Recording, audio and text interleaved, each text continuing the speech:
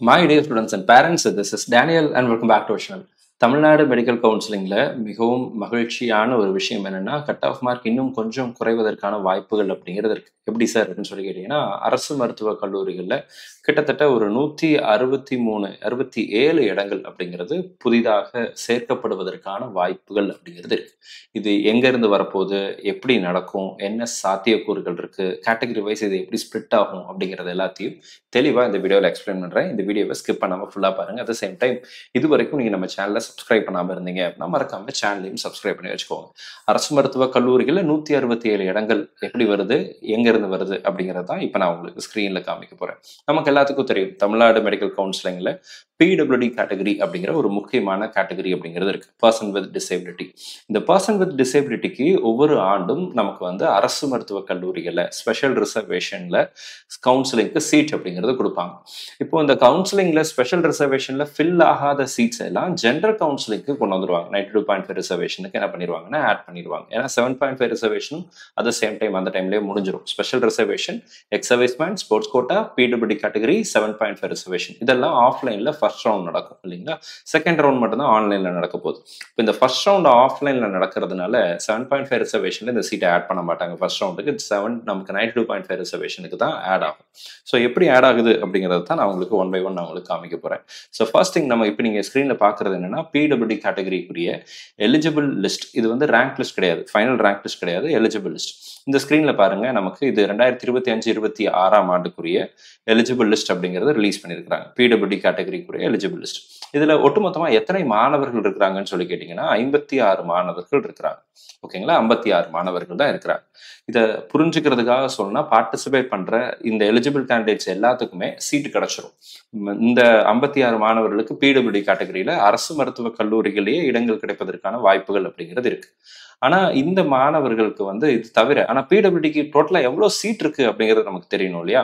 இப்போ PWD கேட்டகரிக்குரிய seat மேட்ரிக்ஸை தான் நீங்க வந்து பாக்குறீங்க. இது வந்து போன வருஷம் 2024-25 அகாடமிக் இயர்ல டென்டேட்டிவ் வேகன்சி ஃபார் பிடபிள்யூடி கேட்டகரின்னு ஒன்று ரிலீஸ் பண்ணாங்க.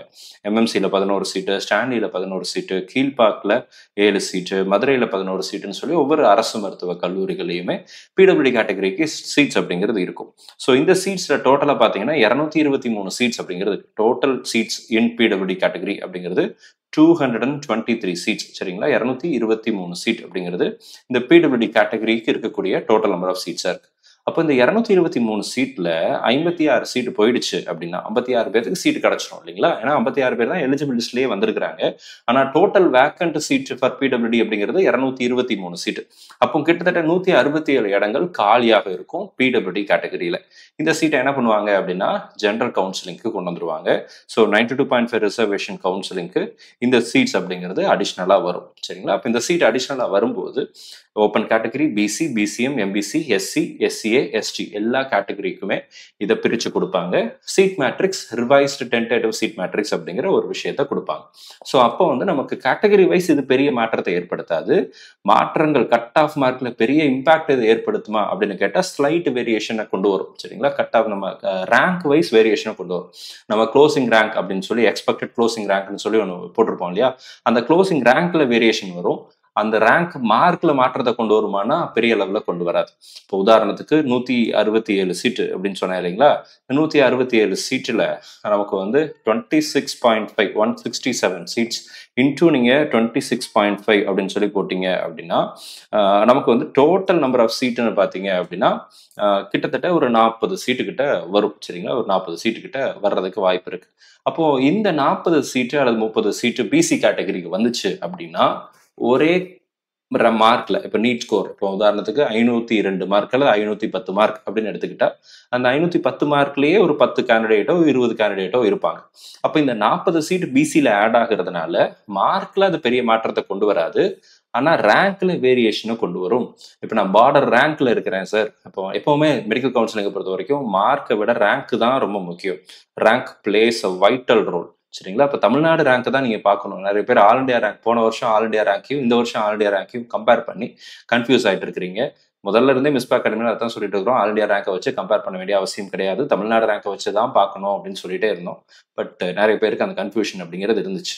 தமிழ்நாடு ரேங்கை வச்சு நீங்க செக் பண்ணி பார்க்கும்போது தமிழ்நாடுக்கு இப்போ ஓப்பன் கவர்மெண்ட் காலேஜஸ் பிசி கேட்டகரிக்கு க்ளோசிங் ரேங்க் அப்படின்னு பார்த்தீங்கன்னா ஃபர்ஸ்ட் ரவுண்ட்ல போன வருஷம் 1948ல க்ளோஸ் ஆயிருச்சு. அப்போ இந்த வருஷம் சம்வேர் அரௌண்ட் 1948 பிளஸ் நீங்க இருக்கீங்க, 1948 விட கம்மியான ரேங்க்ல இருக்கிறீங்க, அதுக்கு முன்னாடி இருக்கிறீங்க அப்படின்னா சீட்டு கிடைக்கிறதுக்கான வாய்ப்புகள் இருக்கு.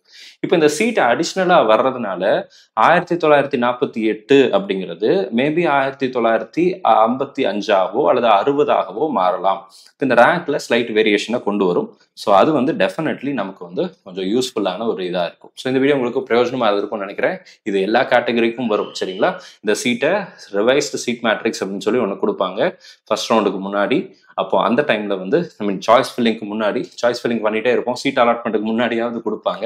ஸ்பெஷல் கவுன்சிலிங் 30ஆம் தேதி முடியும். முடிஞ்சதுக்கப்புறம் 31ஆம் தேதி போல நமக்கு சீட் மேட்ரிக்ஸ் அப்படிங்கிறது வரும். ஸோ வந்தவொடனே நம்ம சேனலில் அப்டேட் பண்ணுறேன். இது வரைக்கும் நீங்கள் நம்ம சேனலில் சப்ஸ்கிரைப் பண்ணாமல் இருந்தீங்க அப்படின்னா மறக்காம சேனலை சப்ஸ்கிரைப் பண்ணி வச்சுக்கோங்க. அண்ட் கூடவே நோட்டிஃபிகேஷன் ஐக்கானே ஆன் பண்ணி வச்சுக்கோங்க. இந்த வீடியோவை உங்களுடைய நண்பர்கள் உறவினர்களுக்கும் ஷேர் பண்ணிடுங்க. கூடவே இந்த வீடியோவை மறக்காம லைக் பண்ணிடுங்க. All very best, thank you so much. இதுக்கப்புறம் வேறு ஏதாவது முக்கியமான அப்டேட் வந்துச்சு அப்படின்னா அதையும் நம்ம சேனலில் வீடியோவை பதிவு செய்கிறோம். அண்ட் அது வரைக்கும் நம்மளுடைய வாட்ஸ்அப் டெலிகிராம் சேனலில் ஜாயின் பண்ணிக்கோங்க. உங்களுக்கு ஏதாவது கேள்விகள் சந்தேகங்கள் இருந்துச்சுன்னா கீழே கமெண்ட் செக்ஷன் டைப் பண்ணுங்க. அடுத்த வீடியோவில் அதுக்குரிய பதிலே பார்க்கலாம். All very best, thank you so much. நம்ம சேனலில் பார்க்கக்கூடிய மாணவர்கள் மற்றும் பெற்றோர்களுக்கு அவங்க விரும்பின அரசு மருத்துவக் கல்லூரிகள் இடம் கிடைக்கணும்னு சொல்லி உங்களுக்கு நான் ப்ரே பண்ணிக்கிறேன். All very best, thank you so much.